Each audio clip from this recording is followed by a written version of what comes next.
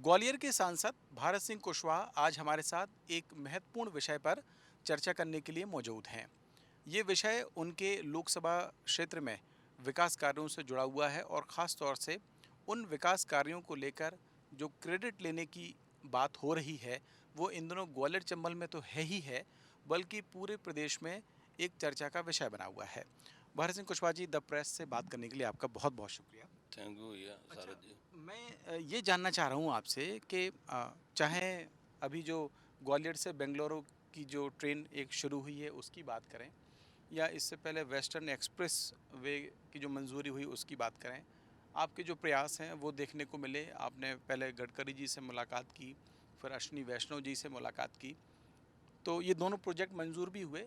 लेकिन साथ साथ पैरेलल ही ज्योतिरादित्य सिंधिया जी की ओर से भी इन दोनों जो प्रोजेक्ट हैं उनको लेकर ये कहा गया कि ये उनके प्रयासों से ये संभव हुआ है, और कुछ पत्र भी ऐसे सामने आए। मैं चाह रहा हूँ कि इस पर आपकी प्रतिक्रिया क्या है? ये इतना कहना चाहूँगा शरद जी कि हमारे देश के प्रधानमंत्री आदरणीय नरेंद्र मोदी जी बहुत विजनरी प्रधानमंत्री जी हैं। वो समस्याओं के बारे में जानते हैं, क्षेत्रों के बारे में जानते हैं। मुझे ये कहते हुए प्रसन्नता है कि प्रधानमंत्री नरेंद्र मोदी जी के नेतृत्व में विकसित भारत का जो संकल्प प्रधानमंत्री जी का है, वो सभी विभाग बहुत अच्छा काम कर रहे हैं। मुझे ये बताते हुए प्रसन्नता है कि रेल मंत्रालय भी इसमें अहम भूमिका विकसित भारत के निर्माण में निभा रहा है। मैं आपको ये जानकारी देना चाहूँगा कि ग्वालियर सांसद होने के नाते जब मैं रेल मंत्री जी से मिला, रेल मंत्री जी से मैंने निवेदन किया, प्रार्थना की कि ग्वालियर महानगर है, ग्वालियर से सीधी बेंगलोर के लिए कोई ट्रेन नहीं है और यहाँ के युवा बेंगलोर से जुड़ना चाहते हैं। आईटी का हब है बेंगलोर, व्यापारी भी बेंगलोर से जुड़ना चाहते हैं। तो आपसे मेरा निवेदन है, ग्वालियर की जनता की जो प्रार्थना है कि ग्वालियर से एक बेंगलोर के लिए नई रेल की सौगात ग्वालियर अंचल को मिले। तो मुझे ये बताते हुए प्रसन्नता है कि हमारे भारत सरकार के केंद्रीय रेल मंत्री आदरणीय अश्विनी कुमार वैष्णव जी ने ये रेल की स्वीकृति दी है जो ग्वालियर से बेंगलोर संचालित होगी। मैं जानता हूं कि आप पार्टी के एक अनुशासित कार्यकर्ता हैं, इसलिए आप उस बात पर टिप्पणी करने से बच रहे हैं।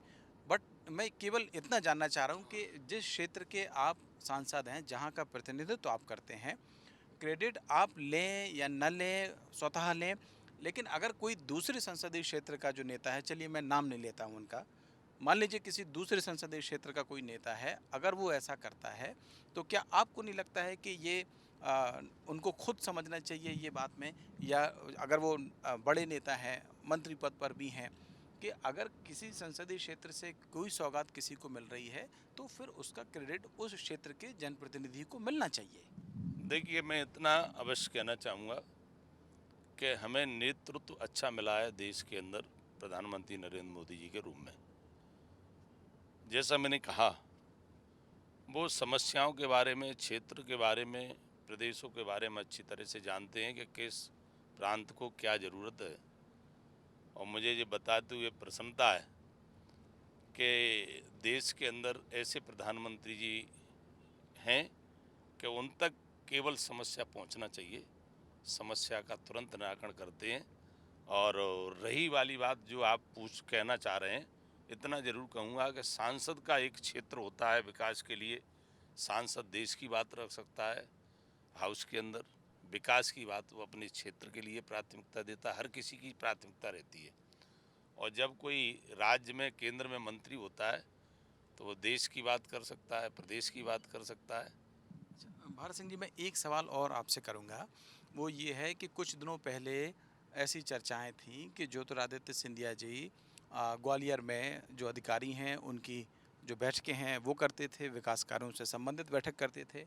हालाँकि उस पर कुछ सवाल भी खड़े हुए कि वो ना तो वहाँ के सांसद हैं, ना वो मध्य प्रदेश में किसी विभाग के मंत्री हैं, वो केंद्र में मंत्री हैं, वो अपने जो डिपार्टमेंट है उसकी बैठक तो ले सकते हैं, लेकिन ग्वालियर में जब वो डेवलपमेंट के कार्यों से संबंधित बैठक लेते हैं और उनके कुछ खासम खास जो मंत्री हैं वो भी उनके साथ मौजूद रहते थे। इस पर भी जो जानकारी है वो ये सामने आई थी कि कुछ आपत्ति आपकी ओर से उठाई गई और ये कहा गया कि जब जनप्रतिनिधि आप हैं तो फिर बैठक भी आपकी ही अध्यक्षता में होनी चाहिए, ना कि किसी दूसरे संसदीय क्षेत्र के सांसद की अध्यक्षता में। मैं इतना अवश्य जानता हूँ कि जनप्रतिनिधि होने के नाते मेरा क्या कर्तव्य है, क्या दायित्व है, उसको मैं निभाने का पूरा प्रयास करता हूँ।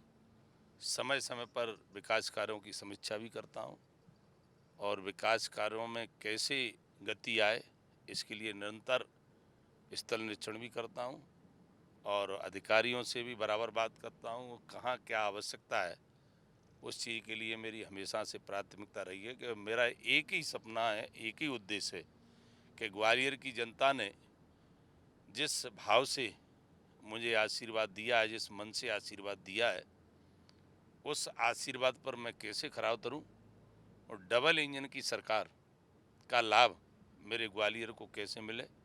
चाहे बैठक की समीक्षा के दौरान कोई विषय आए या बैठक के बाद में आए, मैं पूर्णतः ईमानदारी के साथ दोनों सरकारों का सहयोग लेकर राज्य का और केंद्र का ग्वालियर के विकास के लिए प्रयासरत रहा हूँ और हमेशा रहूँगा। मेरा एक ही सपना है कि ग्वालियर आगे बढ़े, ग्वालियर की प्रगति हो, तरक्की हो।